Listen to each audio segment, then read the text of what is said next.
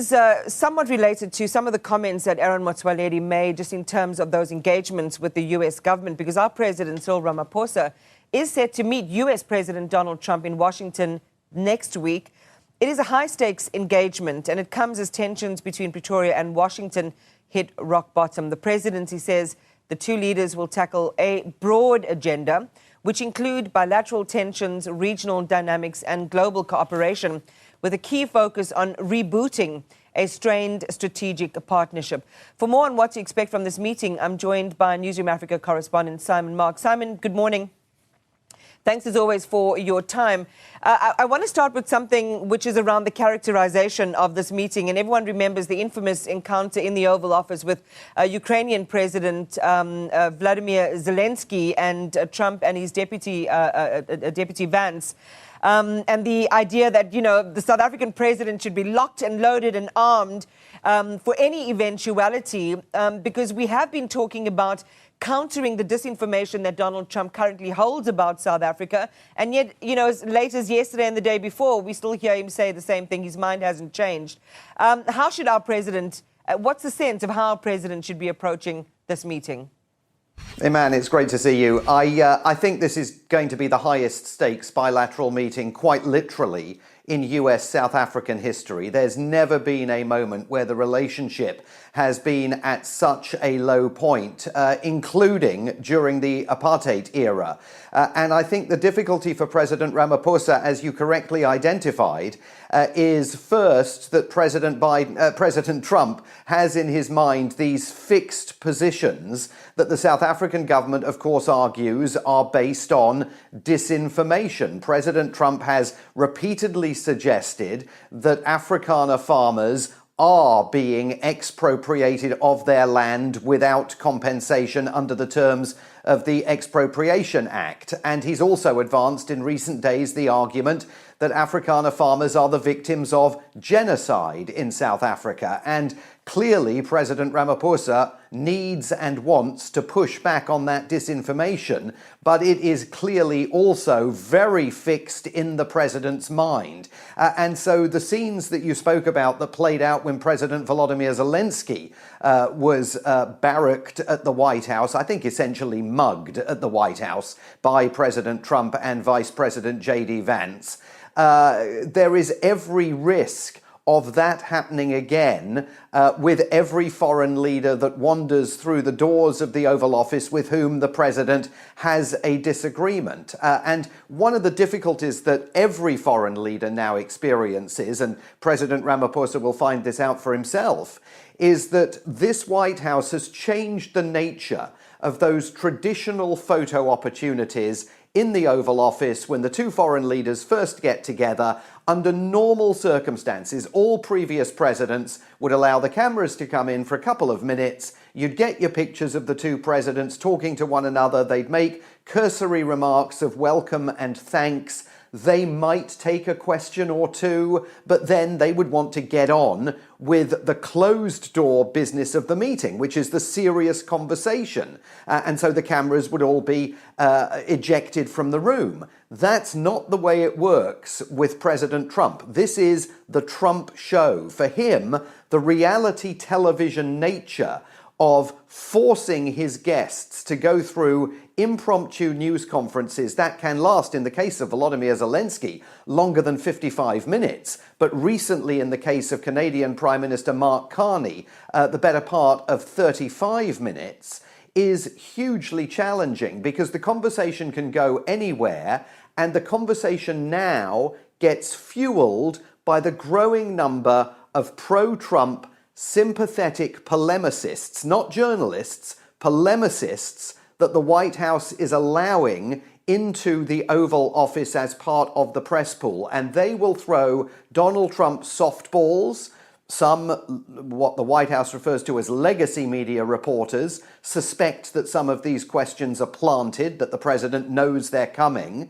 And that in and of itself can steer the conversation down a very unwelcome path. So it is really difficult to know how President Ramaphosa handles this. I suspect they ought to be studying the way Mark Carney, the Canadian Prime Minister, handled it, because he and his delegation had irritation etched on their faces about how long the reality TV show was going on for when he visited the Oval Office a few days ago. But he parried very successfully with these short, succinct answers and sort of refutations of what President Trump had said, but all delivered in the nicest possible way.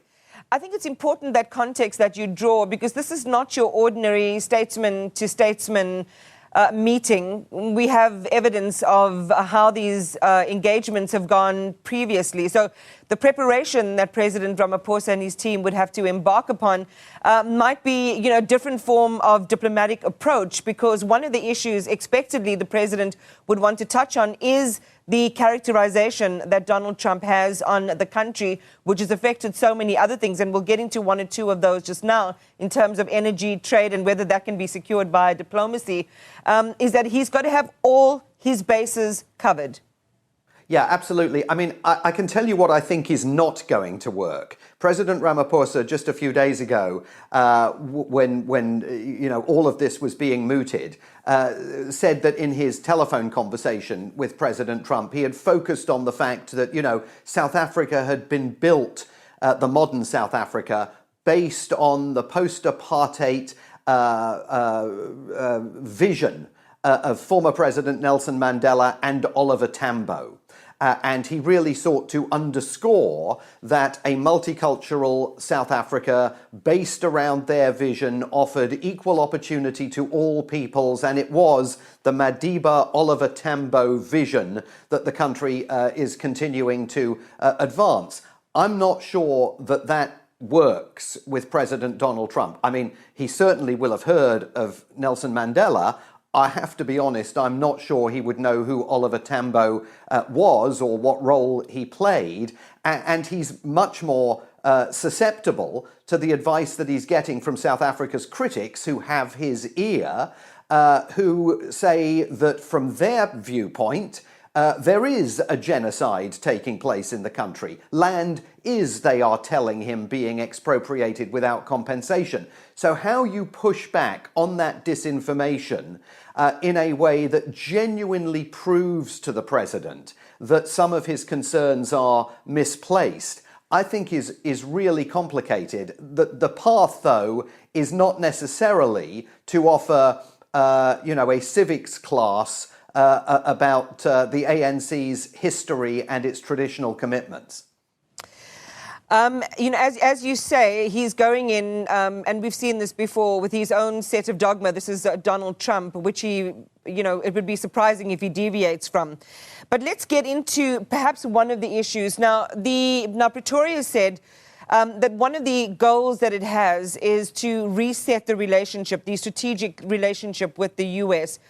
What would a strategic reset look like in terms of concrete outcomes that South Africa would want to pursue now? Trade, trade, trade. If we've learned one thing over the last week from President Trump's visit to Saudi Arabia, to Qatar, and today to the United Arab Emirates, it's that this president's foreign policy is absolutely fueled by trade policy. Trade is pretty much the only thing he cares about and the only way in which he judges the quality of his international interlocutors. So you have to go there with some kind of olive branch on trade, whether it is an agreement to find ways of getting Elon Musk's Starlink to operate in South Africa, an issue that obviously sticks in Mr. Musk's craw, but President Trump is also aware of it, whether it is talk of some kind of access to South Africa's minerals, whether it is talk about the possibility of building glorious resorts in the Cape in which American businesses can be involved. And remember that this is a White House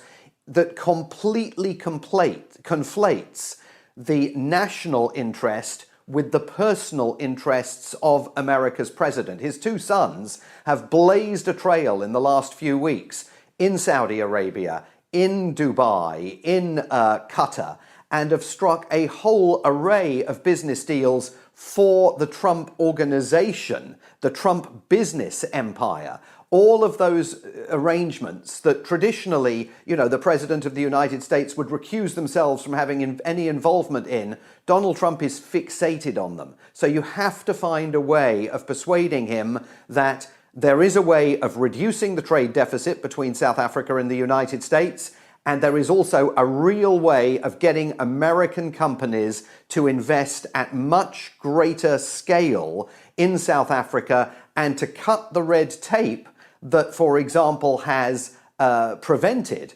Starlink, Elon Musk's internet firm, from securing licenses in South Africa, because Elon Musk is not currently engaging in opportunities to meet South Africa's requirement for black-owned business. It's all going to be about trade.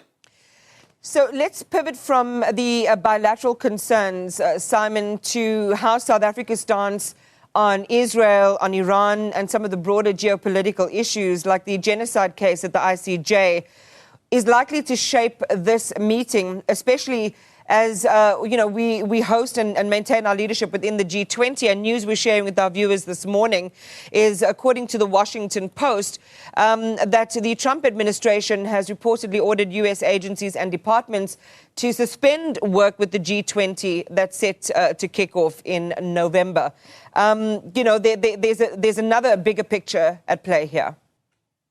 Yeah, I mean, we should underscore that decision to suspend work on G20 preparations is a huge deal. I mean, first of all, the G20 Leaders Summit in Johannesburg in November is one of the tent-post events on the annual calendar, and President Trump is supposed to be there because he's got to accept the presidency of the G20 from President Ramaphosa because the United States is hosting the G20 next year. So extraordinary that this work has come to a grinding halt, and the White House certainly isn't disavowing that report by the Washington Post and pointed reporters yesterday to President Trump's earlier comments on he's not sure he can attend the G20 Leaders Summit unless steps are taken to combat what he called genocide in South Africa. So that in and of itself is extraordinary. How you engage with this president and find a way of persuading him that diplomatic ties essentially now need to be warmed, they need to be burnished, they need to be developed, because, of course, he's got to come to G20 in November at a time when the administration is showing every indication of sort of preparing for a withdrawal from G20. We've already seen Secretary of State Marco Rubio and Treasury Secretary Scott Bessent failing to show up for preparatory meetings ahead of the G20 Leaders Summit. I mean, that's going to be very, very difficult. And on the issue of Israel, I mean, President Ramaphosa has a bit of an opportunity there because it is pretty clear that Donald Trump's relationship with Benjamin Netanyahu is not what it was. The fact that he didn't travel to Israel this week is a snub of Netanyahu, and Donald Trump's own special envoy, Steve Witkoff, told families of Hamas hostages in Gaza, Hamas-held Israeli and American hostages in Gaza, just over the weekend, that the Trump administration no longer believes that Israel is seeking peace in Gaza, but believes that Prime Minister Netanyahu is seeking to prolong the conflict there. And that's becoming a major issue for President Trump. Now, President Trump's nowhere close to accusing Prime Minister Netanyahu of genocide and is angry with South Africa over that ICJ action. But the fact that that tie between President Trump and Benjamin Netanyahu is definitely fraying at a time when President Trump is angering Israel by announcing that he wants to hold face-to-face direct talks with the Iranian leadership may provide a bit of an opening for some fancy diplomatic footwork by President Ramaphosa, but it still won't be easy because of what happened at the ICJ. Simon, again, there's so much work one imagines Pretoria has to do for preparing for diplomacy of a different kind, in this almost dystopian context that we find ourselves in. And perhaps in closing then, if you were with the team of the president, inside the presidency this morning in the lead up to that meeting, what kind of other preparation would his team or should his team be considering? I think it's really got to be focused on concrete deliverables that South Africa can bring to the United States, to its business community, and frankly, to the Trump business organization. I mean, you obviously don't walk into the Oval Office and say, Mr. President, how would you like to build a hotel resort on the top of Table Mountain? But there are ways, of course, of engaging with the Trump organization through different channels that in many ways, I think, become absolutely pivotal for any foreign leader now visiting the United States. I mean, it is absolutely apparent that this conflation of the national interest with the personal and family interests of America's president is baked in. And you only have to look at the way in which the Saudis and the Qataris and the Emiratis have been handling that over the last few weeks and months to understand that there is a pathway that others have laid out. Now, as a country, you have to decide how far down that path are you willing ethically and morally to go in order to secure a restoration of the relationship. But again, the focus is going to have to be on trade and how you reverse the trade deficit and the limitless opportunities that you could argue are available to American businesses in South Africa if, between the two governments, there can be some work done to obviate some of the red tape. But that, of course, gets very difficult in a South African context. You don't have me to tell you that. Because of BEE and the vital needs to spread the wealth in South Africa. I think also an invitation to President Trump, obviously, to travel to South Africa, maybe even before G20, to get a chance to see the country for himself, would not be amiss. Our Newzroom Afrika correspondent, Simon Marks, thank you very much for talking to us this morning.